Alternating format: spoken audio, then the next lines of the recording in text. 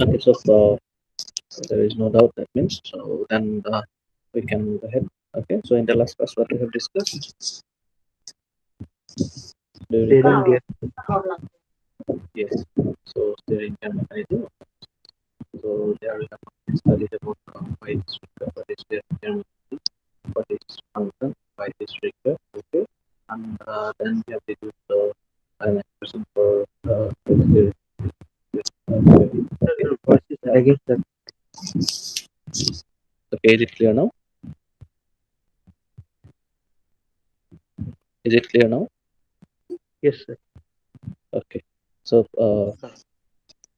after that, we have discussed about the TV steering gear mechanism as well as a curved steering gear mechanism. Okay, so then today we'll be going for like another kind of thing. Okay, that is one type of joint. It's known as the universal joint or hook joint.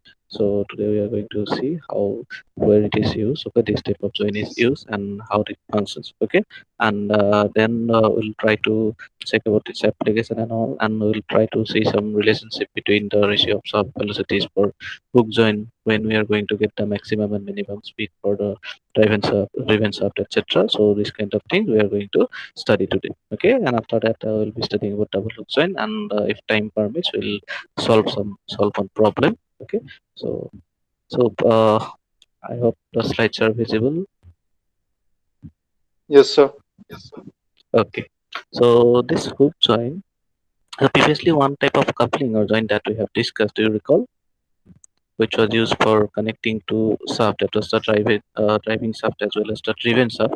And the case was something like, so both the shafts were parallel, driving and driven shaft, but the axes were at a certain distance apart. So for that kind of case we have already used one coupling. Do you recall the name of that coupling?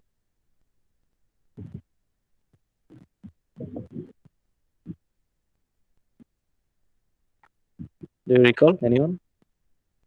No. So that was the Oldham's coupling that we have discussed. Okay. So today we are going to discuss about this universal joint, or also known as hook joint. So what is this or why it is used? Once again, it's a kind of joint which is going to connect two shafts. Basically, one is the driving shaft. Okay. So and one is the driven shaft. Our intention is from the driving shaft to the driven shaft, whatever was the motion that was there in the driving shaft, we want to give the similar motion or same motion to the driven shaft. That is what is our normal intention.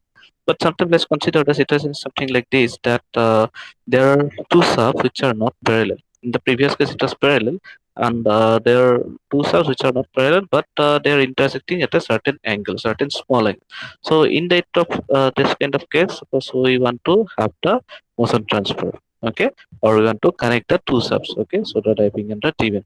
So in those kind of cases, we can use this particular, or we use this particular type of joint known as universal joint or hook joint.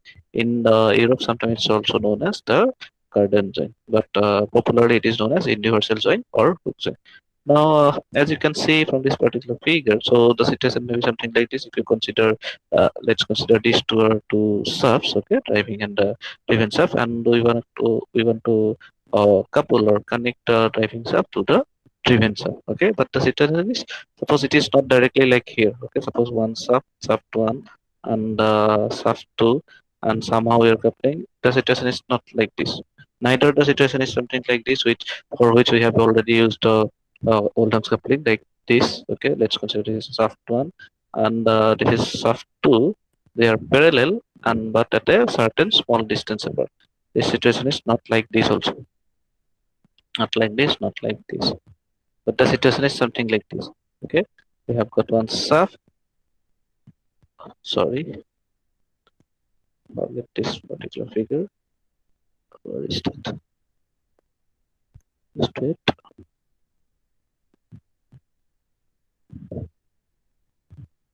Okay, situation is something like this. Here we have Sona. Okay, so one shaft is there, another shaft is kind of here. Okay, intersecting at a certain small angle. So in that kind of cases, we are going to use this. So here, as you can see, if this is the driving shaft, so our intention is, so from here to this particular shaft, we want to have the motion transfer.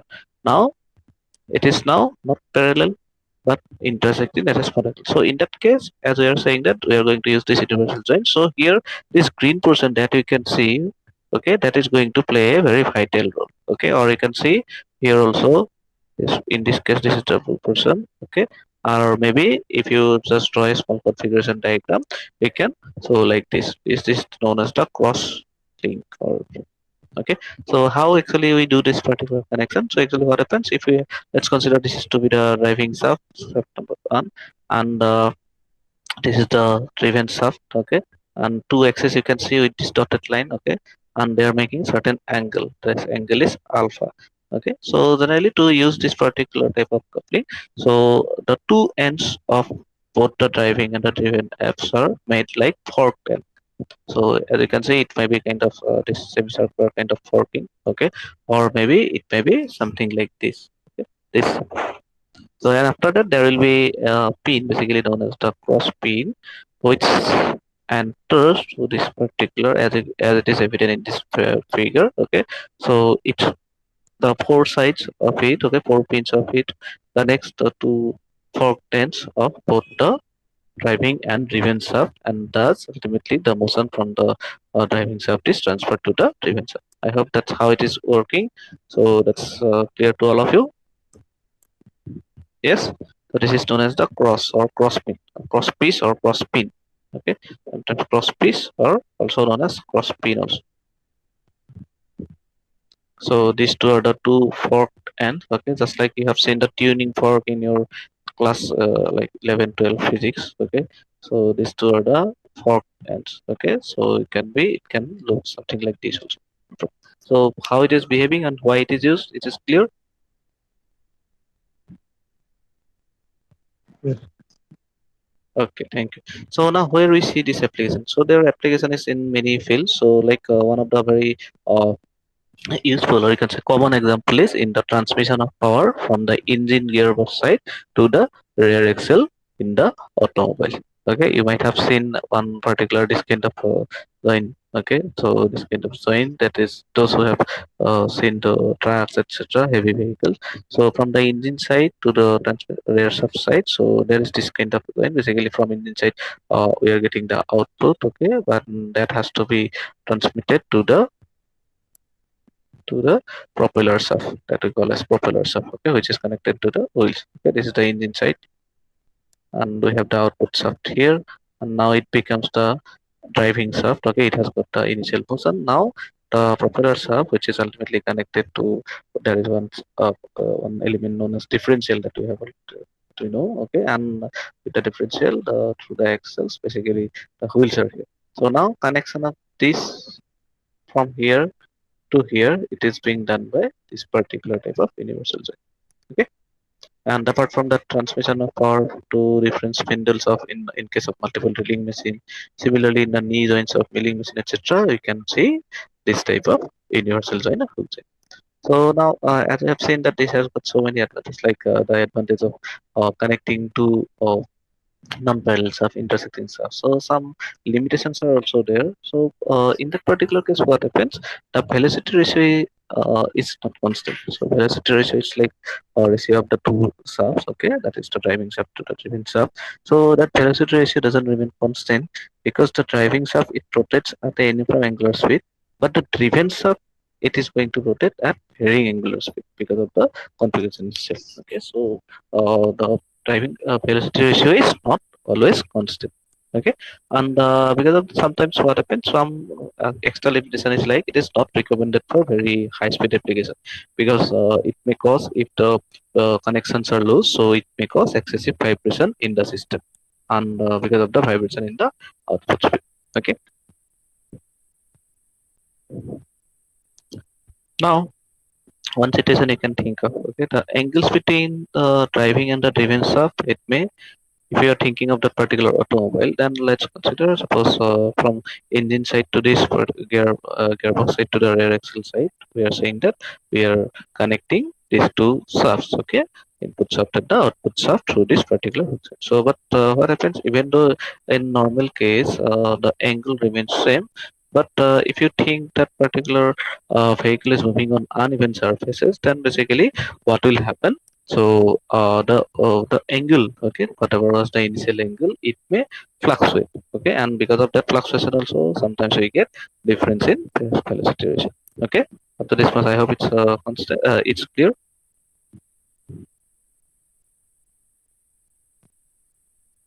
So what happens, sir, in if it's in dead road, sir? Yeah, bedrock, you can say we are saying that basically we are connecting it for what, where it is used. We are connecting two subs. And Two yes, stops, okay, sir. and the two sub, but the situation you must know. Situation is something like they are not parallel. They are not parallel sub, but they are making some angle, okay, small angle. That is, they are intersecting shaft and making some angle. If you extend them, you can think that as if they are intersecting, okay, and there will be small angle. This angle is there now, okay. So now, if you think of that is being used, this particular application, it is being applied here in the case of like connecting the gearbox, okay, to the rear axle side. So what basically happen? The angle between driving and driven shaft normally in normal case suppose it might be constant, remain constant, but it usually varies. That means it changes somewhat while the vehicle is moving in uneven surfaces, because see the uneven surface means what, undulation, okay, upper upper. Yes, so in that case sometimes what may happen, this engine side might be here, suppose the back wheel side it might be here, okay, and the connection is was from this side, and this is supposed to is the joint and to this side. Okay, so in that case, as through the depending on the suspension system where it is there, okay, in what is the unevenness, so some variation in the this particular angle also it allows. That's why it is kind of somewhat flexible. Okay, but it gives rise to somewhat difference in the velocity ratio. That means constant velocity ratio at each and every moment you might not get. Okay, is it clear now? Yes, sir. Okay, so here in this particular figure, actually we are showing the similar kind of thing only. Okay, that means the two axis, this one, two subs we are showing. Okay, so making some angle this. Okay, and now here that is being, the endpoints has been projected here, and in that case we are by projection actually we are drawing the path of A and B, okay, in this particular figure. So here we are showing the initial angles. Because of this is the alpha is the initial angle between these two. You should not get confused with this figure. It is a simple figure. Two subs we are showing. This is the top view, okay, and this is the normal alpha angle between the two subs. And while projecting actually initial angle, we are getting this angle, okay. And after that, if we think that it is being rotated, okay, so some turning of the angle has happened, so we are thinking as if this phi, this theta, okay, so is the angle through which the driving shaft is rotating. And because of that, suppose let's consider, suppose in the projection it is seen like this, okay, let's consider this to be the angle through which the driven shaft rotates, okay. So now that depending on what is the situation, it may be somewhat more or less than theta also, okay, and theta is what, so it is the angle through which the driving shaft is rotating, okay. And let's consider, we know that that means now there will be two velocities for one velocity for the angular velocity of the driving shaft, another velocity will be there for the angular velocity of driven shaft. Why we are considering this omega? Omega stands for the angular velocity, all of you already know, right? V is one, V is generally the linear velocity we talk about, but now it is as it is rotating, so we cannot consider the linear velocity. We have to consider go for the angular velocity, right? All of you know, right? For rotating body, rotating member, we have to go for angular velocity, that is denoted by omega, okay. And this is nothing but d theta dt, that is the amount of angle turned at a certain amount of time, okay. So that gives you that particular angular velocity.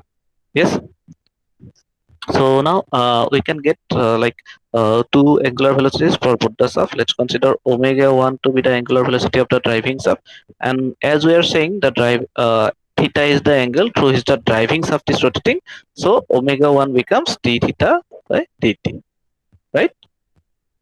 And similarly, if we discuss about the omega 2, that is for the driven shaft, angular velocity of the driven shaft, then we know that phi is the angle through which the driven shaft turns, okay, during the turning of theta angle by the driving shaft. Okay, so now omega 2 will become d phi dt. Understood? Okay, and now we have got like this is a important thing that you can recall. Okay, so just you can note it down. So we have got ratio of the two shaft velocities. Okay, if you want, you'll be able to deduce it. So here, so ratio of shaft velocity, what does it become? So omega 2 by omega 1, this ratio is equal to cos of alpha, where alpha is the original angle between the driving and the driven shaft, because we have already said that. So the two axes of this particular shaft, okay, shaft 1 and shaft 2, they are making certain angle. Okay, so that angle is nothing but this alpha. Okay, right now you can see here this alpha angle. Okay, so you can just you can recall that also, because while solving the problem, etc., this can be directly utilized. So ratio of the shaft velocities for Hooke's joint in case of both the shaft, that is omega 2 by omega 1 equal to cos of alpha divided by 1 minus cos square theta into sin square alpha. Okay, and what you must remember is like what is omega 1, omega 2, what is alpha angle, what is theta angle, etc. Okay, so you can note it down, note this expression down, you can directly use. Understood? Done after this much? Or in terms of n, also in terms of rpm also you can write, which is having the similar expression, because we already know how n, that is the rpm and the angular velocity, how they are related.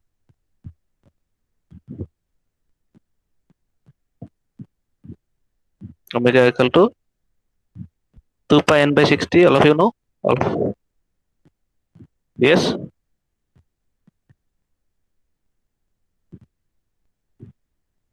yes or no? Yes, sir. Okay, Yes, so sir. similarly, if you, yes, if you just replace that omega 2 for omega 2 and omega 1 by 2 pi by 60, then these are the constant, 2 pi by 60 are constant. Once again, you will get end up with a similar expression. So both the things you can use. If sometimes angular velocity is given, you'll be able to use the ratio of shaft velocities in terms of the angular velocity. If the rpm is given, so directly you can use this. Okay, in case of if the rpm is given, that is up to you. Okay, so this expression will be helpful, and this is kind of the initial expression for us.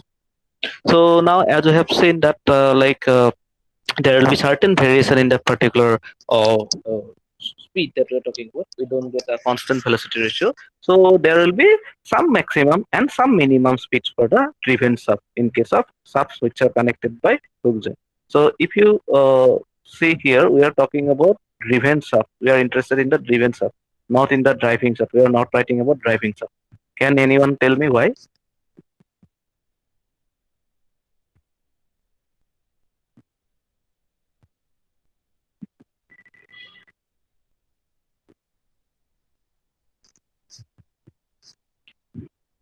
We are interested in maximum and minimum speed of driven shaft.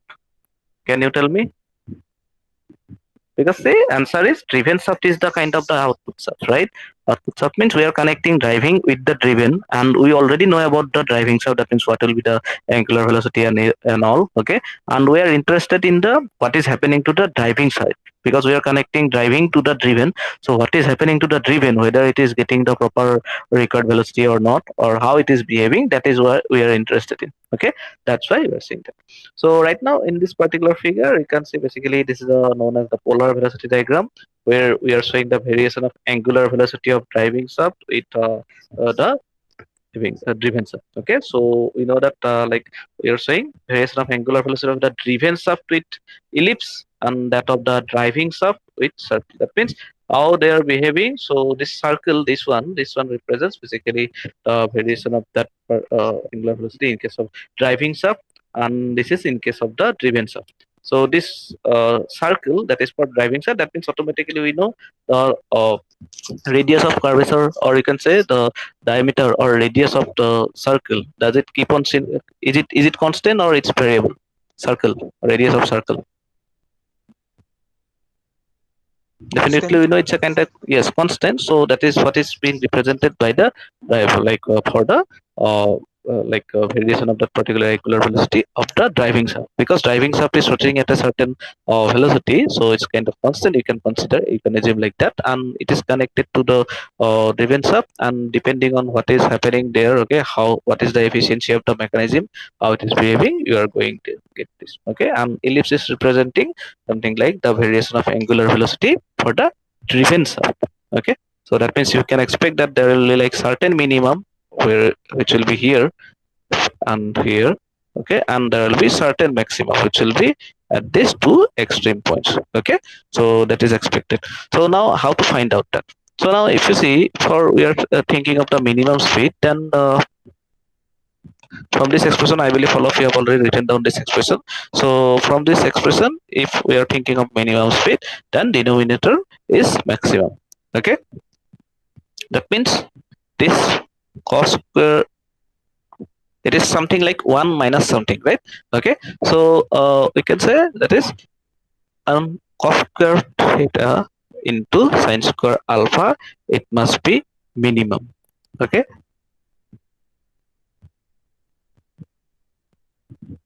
and when it is minimum, when alpha is already constant, right? Because this is the angle between, we know this alpha is the angle between the driving and driven shaft, and that is already constant. What keeps on changing? This theta is the angle through which the driving shaft is rotating at a particular time. Okay, so now in that particular case, theta is variable. Okay, and now if when it is going to be like when it is going to be maximum denominator, when something whichever we are eliminating from one is minimum. Okay, this will be maximum, the whole expression will be maximum. Suppose when 1 minus this cos square the into sin square alpha, if that value is minimum, suppose just like 1 minus, suppose let's consider 0.8 we are eliminating. What's the answer? It is 0.2. And let's consider we are eliminating from 1 only 0.1, we are eliminating 1 minus 0.1, then it is something like 0.9, we are getting maximum value. That is the case. Okay, if the subtracted amount is kind of minimum, okay, then the total value is maximum. Okay, so what will, when it is going to happen? When cos theta equal to 0, and all of you already know when cos theta becomes 0, for theta equal to 90 degree or 270 degree for a complete rotation we are talking about. Okay, we are interested in one complete revolution, that is up to how much degree? 360 degree. Okay, within which whatever the possibilities we are going to consider. Okay, so now just by putting this particular value, then we can find out the minimum speed for the driven shaft just by putting that value, and what we will get? We are going to get omega to minimum just by putting in this expression. Okay, to be omega 1 into cos of alpha. Okay. Or in terms of n, it is n2 minimum equal to n1 into cos of alpha. Why this is 2 omega 2 or n2? Because we are talking about which shaft? Driven shaft. Okay, that's why it is the suffix is 2. Okay, so and where it is going to happen in this particular diagram at point 1 and point 3, that is the minimum. Similar is the case for maxima. So for maximum speed, what will happen? Theta value will be like 0 degree, 180 degree, 360 degree, etc. And if we put it, then what will the maximum speed of driven shaft? This omega 2 maximum equal to omega 1 divided by cos of alpha. Okay, and that is going to happen here. It is just by putting the values. Okay, nothing else. So we know in this particular diagram, so as we know that the speed of, as I have already discussed, speed of the driving speed is shaft is constant. That's why it is represented by this particular circle. Okay, circle of radius. What radius is? This particular omega 1 radius. Okay, and ellipse is representing the variation of the speed in case of driving shaft. Okay, and now there will be something if you think of this circle and this ellipse. Okay, and you might have seen, you might have noticed some positions, these four positions, that is 5, 6, 7, and 8, where you have seen that the circle as well as this particular ellipse, it overlaps. So overlapping means what? That means the values at this particular portion, okay, at this particular point for both the cases are same.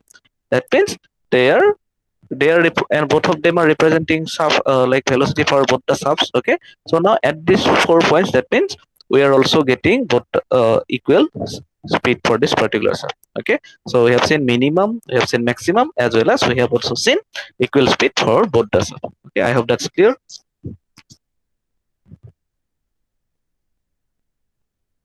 Let me know.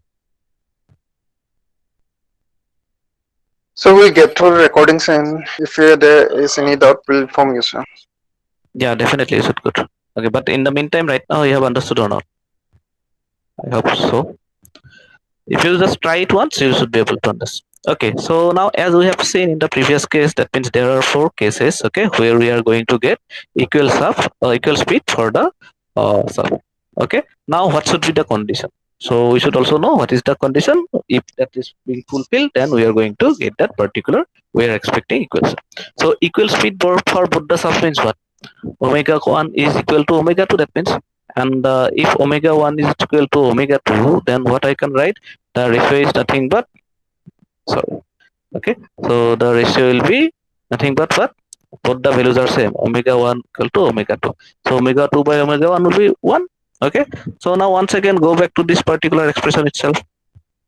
So now we'll just put omega 2 by omega 1 equal to 1, which means these two values are same, that is cos alpha equal to 1 minus cos square theta into sin square alpha. Okay, so that is directly from that expression, and if you just keep on simplifying it, then what we will get, that is just after simplification, that is the main logic.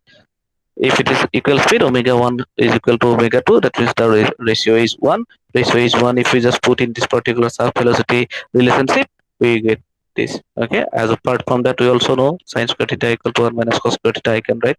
Therefore, just by using this, okay, expression here, what we can write, so tan theta equal to plus minus root over cos of alpha. Okay, so if this particular situation is there, if this is the case, okay, then this is the condition for equal speed for driving as well as driven speed. You can just note it down. Okay, and what are the points? As we have already discussed, these 4 points, that is 0.5, 0.6, 0.7, and 0.8. Here we are expecting equal speed in both the subs. Okay. Okay, so now once again we know that basically there is, that means some fluctuation is there. Okay, so now if that fluctuation is there, then what is the maximum fluctuation of speed we can expect in that case? Okay, so now the maximum fluctuation or variation of velocity of the driven sub of its mean velocity, how we can get, basically we are going to straight. Okay, so we are taking the maximum fluctuation, that is the maximum value of omega 2 as well minus minimum value of the omega 2. If we get, we are going to get the maximum fluctuation. Okay, so and with respect to what we are trying to recognize it, we are trying to recognize it with respect to the mean speed of it. Okay, then we can say that is the maximum fluctuation. Okay, so now omega 2 maximum and omega 2 minimum values already we have. Okay, this is the minimum. Okay, this is the maximum omega 2, so we can just put it there. Okay, already we have found out this expression, so now we are just putting that, that is the maximum value of omega 2 is omega 1 by cos of alpha, and minimum value is omega 1 into cos of alpha. Okay, and what is this particular, how we are getting the omega mean? Okay, so this omega mean of the driving shaft is equal to the angular velocity omega 1 of the driving shaft. And why? Because both the shafts are completing one revolution in the same period of time. That's why if we just do like omega 1 plus omega that is 2 revolutions, if you consider divided by 2, ultimately it is going to get the similar single type. Okay, so after that, if you just simplify, we are going to get that maximum fluctuation of speed to be sine of alpha into tan of alpha. Now, if you think that angle between the two shafts, that is alpha, angle between the two shafts, that is alpha is very small, then we can write sine alpha is almost equal to tan alpha, which itself is, it can be substituted with by alpha. Okay, therefore, for a very small angle of angle alpha, then directly the maximum fluctuation can be considered as sine alpha. In terms of sine alpha, it is alpha into, for tan alpha also it can be substituted with alpha. So alpha into alpha, that is alpha square. Okay, so that is for very low value of alpha. Okay, but in other case you have to consider it. Understood? Yes, sir. Okay. So now we have seen that basically, if we are going to use a single hook joint, we have seen that basically that can be used for uh, connecting driving shaft to the driven shaft when there is some intersecting angle between them. They are not parallel to each other, so we are going for that particular hook joint. So, but one problem that we have seen is the constant velocity ratio was not maintained in that particular case. Okay, and in our case, to get rid of the dynamic force or some fluctuation, basically we want that if we can get or we can maintain the speed of driven shaft equal to the driving shaft at all the instances. We have seen that there are 4 instances where it was equal, but throughout of the cycle, if we can get this to be equal, then it will be easy for us because the operation will be kind of smooth wherever we are connecting that particular hook joint. Okay, so now for that to happen, basically we have got some other modification of this hook joint known as the double hook joint, and this is nothing but we have got like basically we use two hook joints. Okay, the setup you can use from here to here. Sorry, so you can consider actual main cases. This is the driving shaft. Okay, this side. Okay, and let's consider this is the driven shaft. Okay, so this is the final one. Okay, so how we do it, we actually make use of a intermediate shaft and two single hook joints. Okay, one joint, two. Okay, now what happens, basically the intermediate shaft acts like the, suppose for this particular case, if this is the driving, let's consider as if this is behaving as the driven. Now in the next case, this for the next hook joint, it will behave like the driving shaft, and this side will behave like the driven. So what happens in this way, actually we nullify the variation that was there in the previous case. Okay, whatever is the variation that was there, through the use of these two double hook joint, we can nullify it. Okay.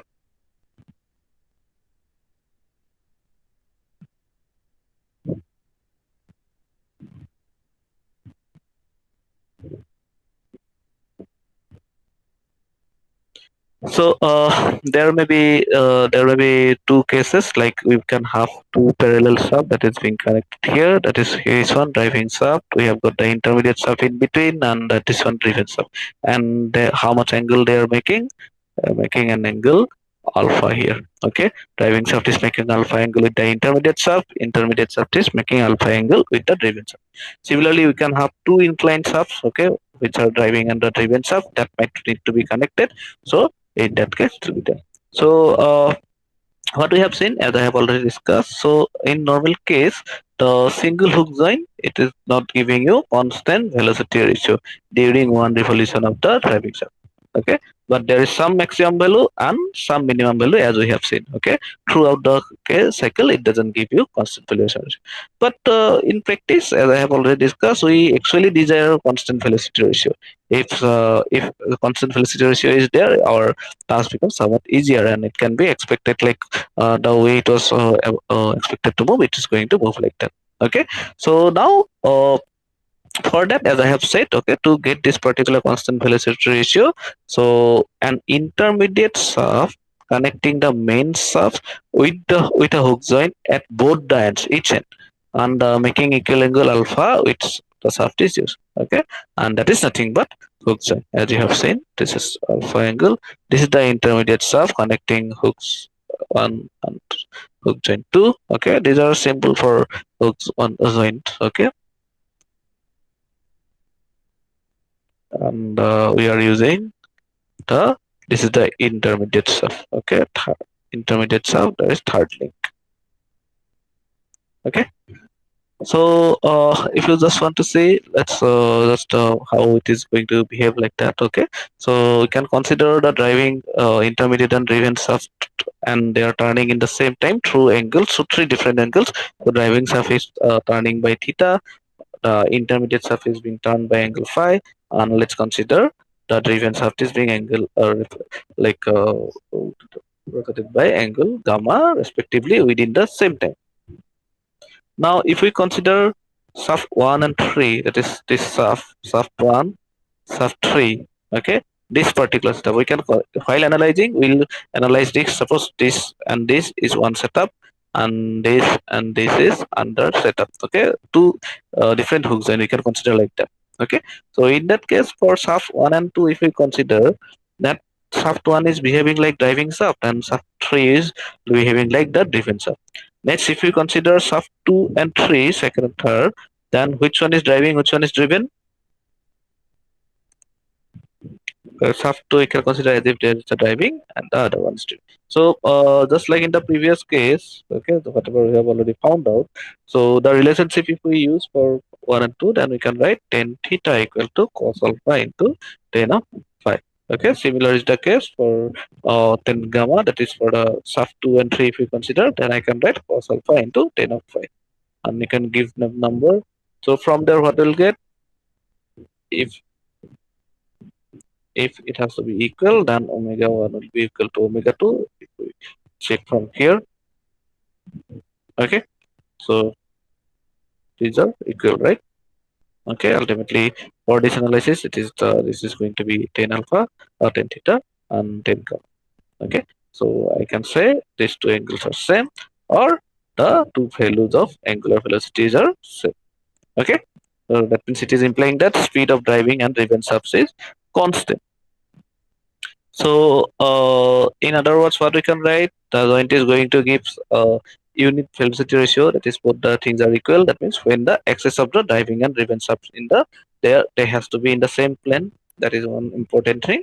Okay, and they should also make the driving and the driven shaft must also make equal angles with the intermediate shaft. Okay, that is those alpha values that we have seen, that it is making driving and driven shaft is making with this particular your intermediate shaft has to be equal. Okay, similarly, I'm just showing here some interesting example of mechanism which are known as the intermittent motion mechanism, that is not directly included in your syllabus, but you must know being a mechanical engineer. So these are some of the mechanisms which are used to convert continuous motion into intermittent motion. Okay, for example, we can have Geneva wheel, we can also have ratchet mechanism, or also sometimes known as ball and ratchet mechanism.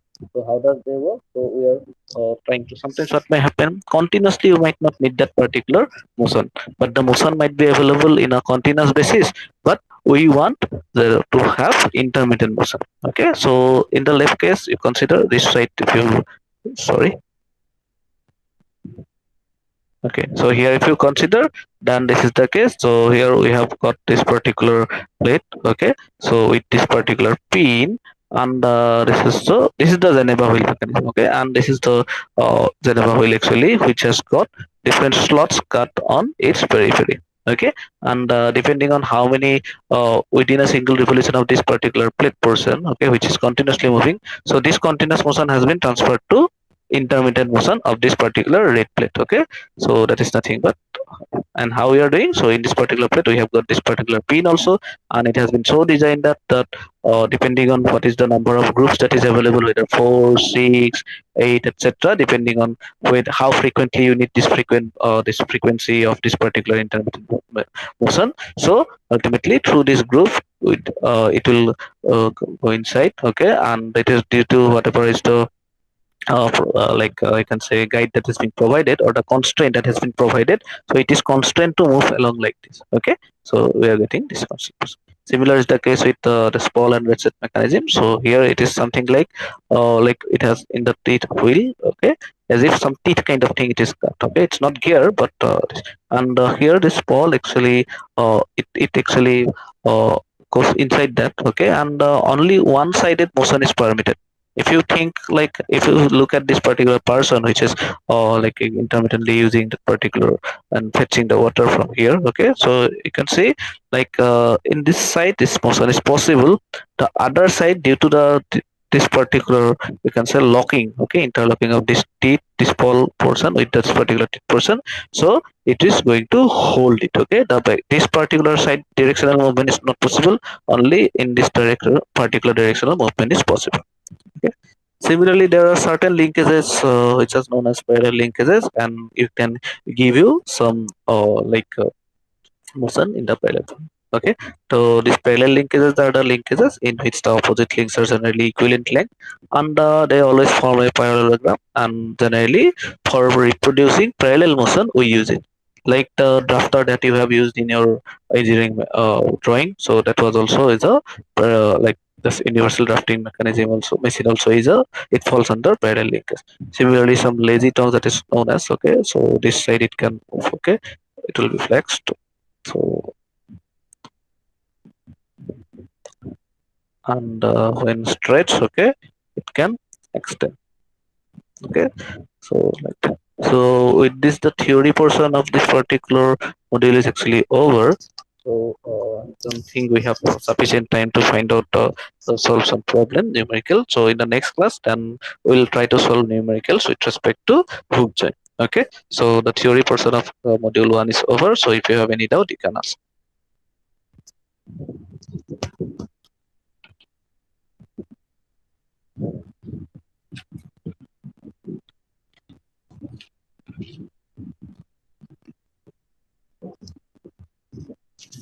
So seems like there is no doubt now.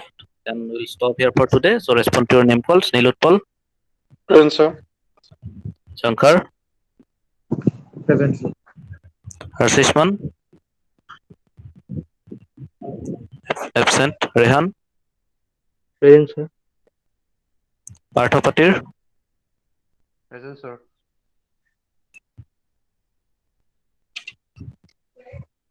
Rishikesh Bosumotari, Present, sir.